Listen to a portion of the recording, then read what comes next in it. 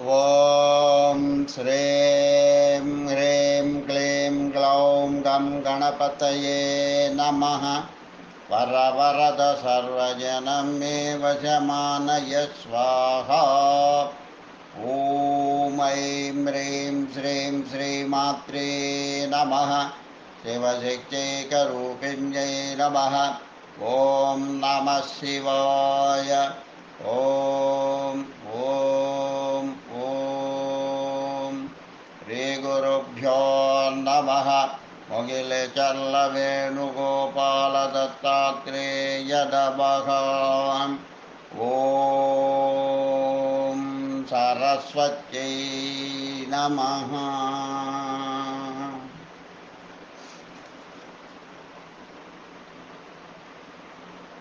ఎందుకు ప్రార్థన చేయాలి? తొలుత కొన్ని ప్రార్థనా శ్లోకాలు, పద్యాలు.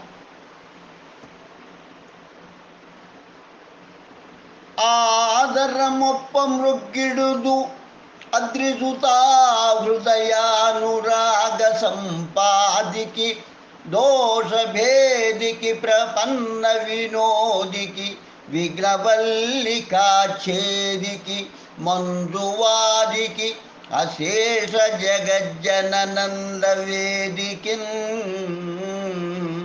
మోదక ఖాదికిన్ సమద మూషక సాదికి సుప్రసాదికిన్ అమ్మల గన్నయమ్మ ముగురమ్మల మూల పుటమ్మ చాలా పెద్దమ్మ సురారులమ్మ కడుపారడి పుచ్చినయమ్మ తన్నులో నమ్మిన వేల్పుటమ్మల మనమ్ముల నుండెడియమ్మ దుర్గమాయమ్మ కృపాబ్దీభూత మహత్వ కవిత్వ పటుత్వ సంపదల్ మెర్రగు చెంగటనున్న మేఘంబు కైవడిను విధ చెంగటనుండ నొప్పువాడు చంద్రమండల సుధాసారంబు పోలిక ముఖమున చిరునవ్వు మొలచువాడు వల్లీయుత తమాల వసుమతీజము భంగి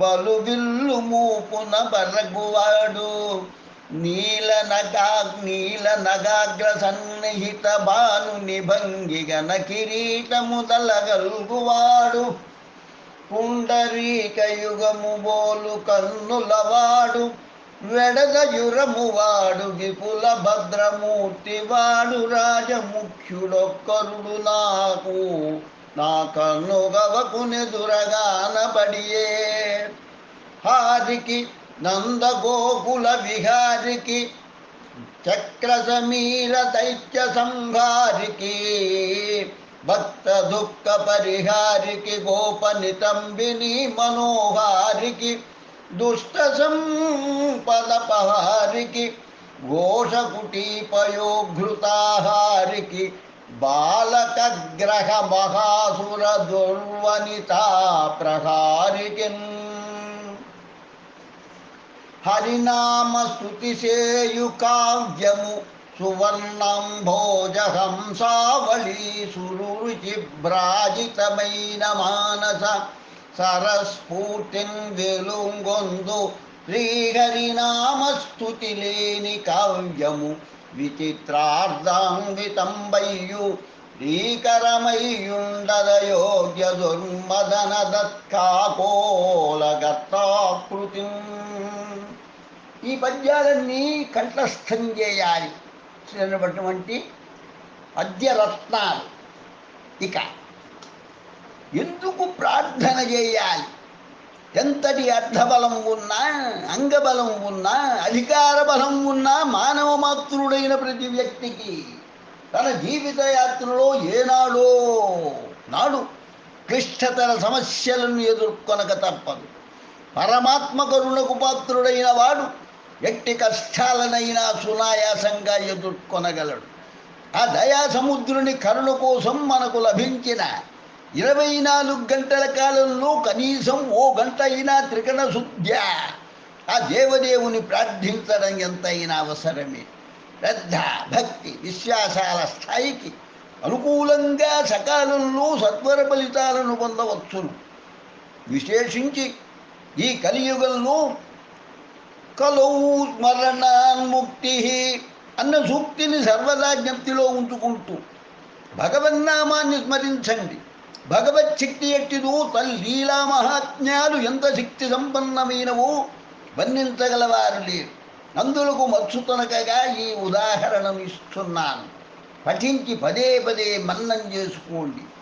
ఓ భయంకర అరణ్య మధ్య భాగంలో పూర్ణ గర్భవతి అయిన ఓ లేడి తన 2 పిల్లలతో పచ్చికమే కోసం తిరుగుతుండగా వేట కోసం వేటగాడు పెట్టిన వలలో చిక్కుకుపోతాననుకుంటూ వెనుకకు మరలేసరికి ఆ వైపు నుండి వేట కుక్కలు 2 భయంకరంగా మురుగుతూ తన వైపే రావడం చూచి ఎడమ వైపుకు తిరిగి అలా పోదామనుకునేసరికి ఆహారం కోసం వస్తున్న ఎలుగుబంటి తన మీదకు రావడం చూచింది.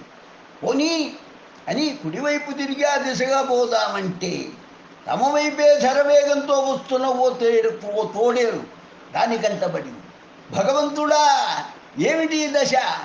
ఎలా పోదామన్నా మృత్యువే కనపడుతున్నదే అనుకుంటూ ఉండగా ఆ ప్రక్కనే ఉన్న మర్రి చెట్టు నెక్కి తన వైపు చూస్తూ వేటగాడు బాణాన్ని ధనుస్సుకు సంధిస్తూ ఉన్న దృశ్యం కనబడింది.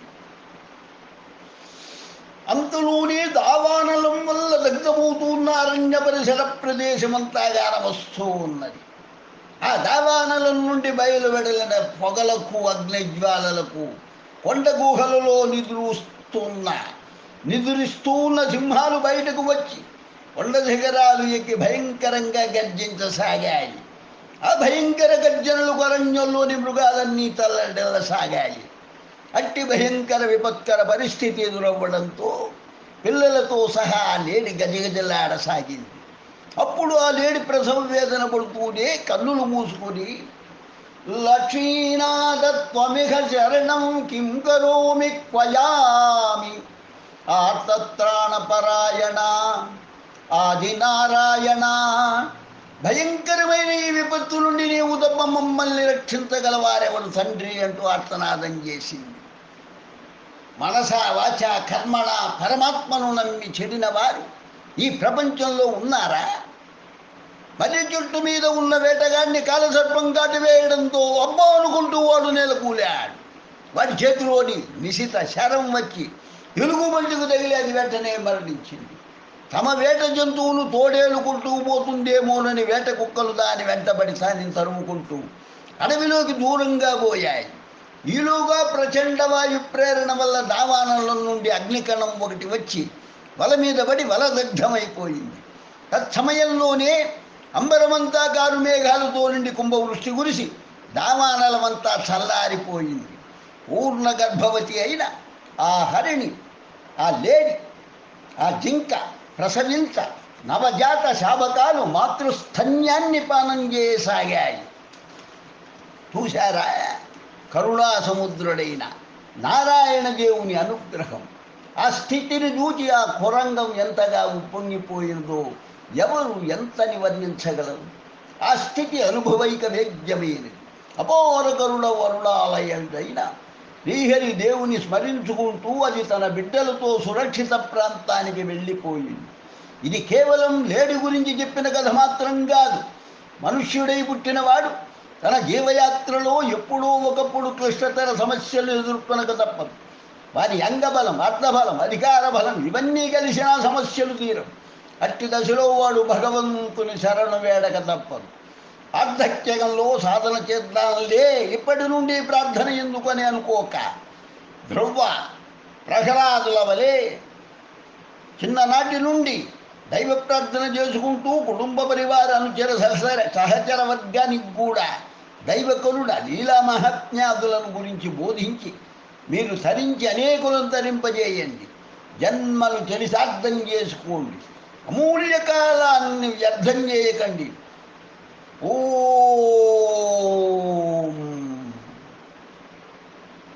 ఓం నమో నారాయణాయ. ఓం నమో భగవతే వాసుదేవాయ.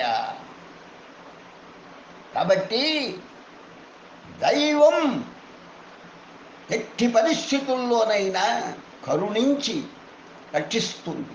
ఎప్పుడు ఆర్తత్రాణపరాయణ రక్షించు అని హృదయాంతరంగంగా ప్రార్థించినప్పుడే ఆ నారాయణుడు రక్షిస్తాడు.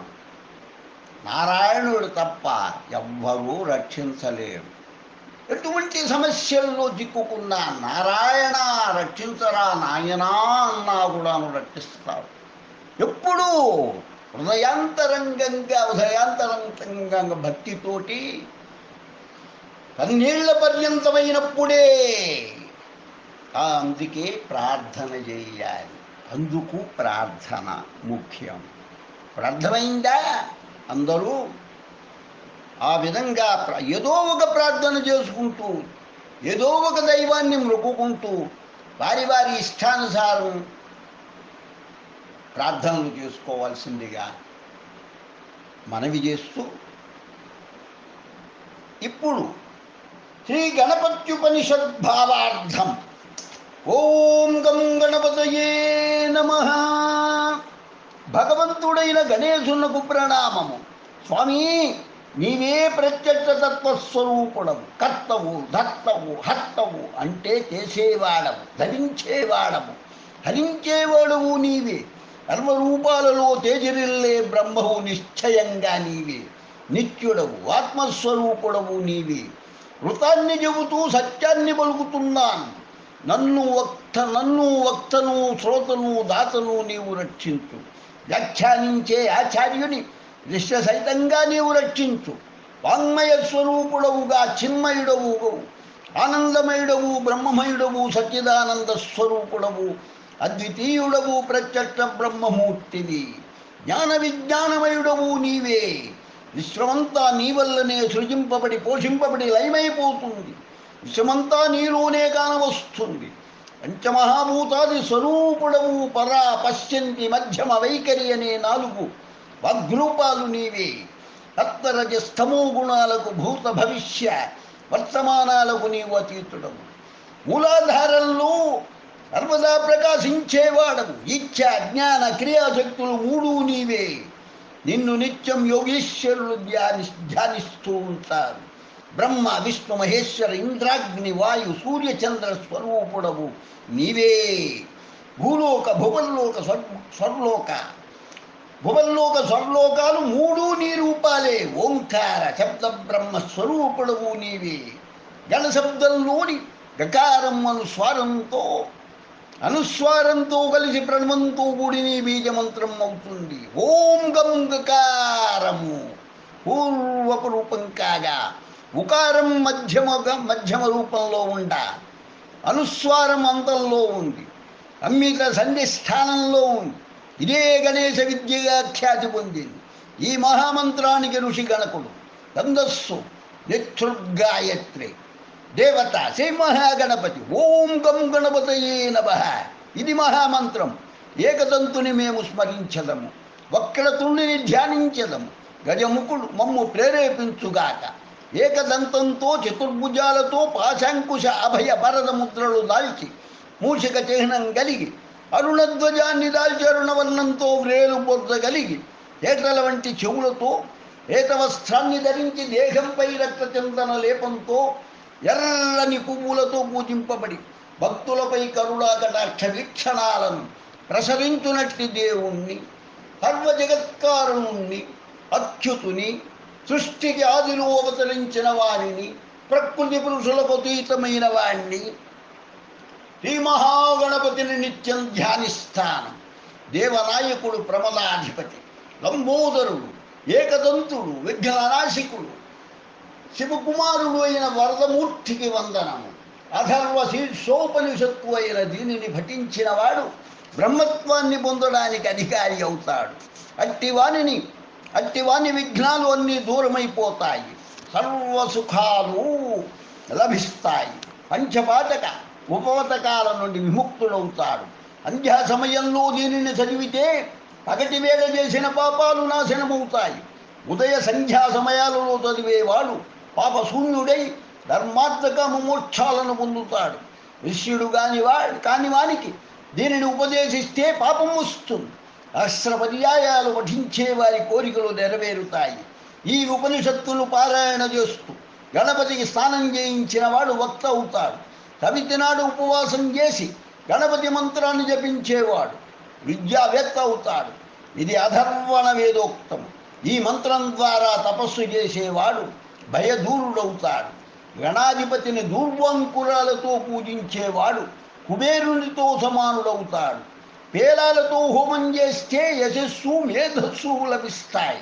లడ్డూలతో ఉండ్రాళ్లతో ఆరాధించేవాడు అభీష్టాలను పొందుతాడు. ఓఘృతయుక్తమైన సమిధులతో హోమం చేసేవాడు అర్వాన్ని పొందుతాడు. విద్యుక్తంగా ఈ విద్యను యనమండుగురు బ్రాహ్మణులకు ఉపదేశించిన వాడు భాస్కర సభామానుడవుతాడు. సూర్యగ్రహకాలంలో కానీ ప్రతిమా సమక్షంలో కానీ జపించిన మంత్రం సిద్ధిస్తుంది. అట్టి సిద్ధిని పొందిన వాడు ఉద్దండ విఘ్న విముక్తుడవుతాడు. మహాదోష దూరుడై సర్వజ్ఞుడై తేజరిల్లుతాడు. ఈ గణపత్యుపనిషత్తు అధర్వణ వేదోక్తమైనది. ఓం గం గణపతయే నమః. ఓం గం గం గణపతయే నమః. ఓం గం గం గణపతయే నమః. ఓం వక్రతుండ మహాకాయ కోటి సూర్య సమప్రభ నిర్విఘ్నం కురు మే దేవ సర్వకార్యేషు సర్వదా. గజాననం భూతగణాదిసేవితం కపిత్తజంబోబలసారభక్షితం ఉమాసుతం శోక వినాశకారణం నమామి విఘ్నేశ్వర పాదపంకజం. ఓం ఐం హ్రీం శ్రీం శ్రీమాత్రే నమః. శివశక్తైకరూపిణ్యే ఓం నమః శివాయ. ఓం ఓం ఓం ఓం శ్రీం హ్రీం క్లీం గ్లౌం గం గణపతయే నమః. వరవరద సర్వజనమే వశమానయ స్వాహా. ఓం శ్రీం హ్రీం క్లీం గ్లౌం గం గణపతయే నమః. వరవరద సర్వజనమే వశమానయ స్వాహా. ఓం శ్రీం హ్రీం క్లీం గ్లౌం గం గణపతయే నమః. వరవరద సర్వజనమే వశమానయ స్వాహా. ఓం శ్రీం హ్రీం క్లీం గ్లౌం గం గణపతయే నమః. వరవరద సర్వజనమే వశమానయ స్వాహా. ఓం శ్రీం హ్రీం క్లీం గ్లౌం గం గణపతయే నమః. వరవరద సర్వజనమే వశమానయ స్వాహా. ఓం శ్రీం హ్రీం క్లీం గ్లౌం గం గణపతయే నమః. వరవరద సర్వజనమే వశమానయ స్వాహా. ఓం శ్రీం హ్రీం క్లీం గ్లౌం గం గణపతయే నమః. వరవరద సర్వజనమే వశమానయ స్వాహా. ఓం శ్రీం హ్రీం క్లీం గ్లౌం గం గణపతయే నమః. వరవరద సర్వజనమే వశమానయ స్వాహా. ఓం శ్రీం హ్రీం క్లీం గ్లౌం గం గణపతయే నమః. వరవరద సర్వజనమే వశమానయ స్వాహా. ఓం శ్రీం హ్రీం క్లీం గ్లౌం గం గణపతయే నమః. వరవరద సర్వజనమే వశమానయ స్వాహా. ఓం శ్రీం హ్రీం క్లీం గ్లౌం గం గణపతయే నమః. వరవరద సర్వజనమే వశమానయ స్వాహా. ఓం శ్రీం హ్రీం క్లీం గ్లౌం గం గణపతయే నమః. వరవరద సర్వజనమే వశమానయ స్వాహా. ఓం గం గణపతయే నమః. స్వస్తి. లోకా సమస్తా సుఖినో భవంతు. లోకా సమస్తా సుఖినో భవంతు. లోకా సమస్తా సుఖినో భవంతు. ఓం శాంతి శాంతి శాంతి. గాళం దైవజ్ఞాని అభినవశ్రీ విద్వాన్ కోశ్రీ చెన్నై 49. స్వస్తి.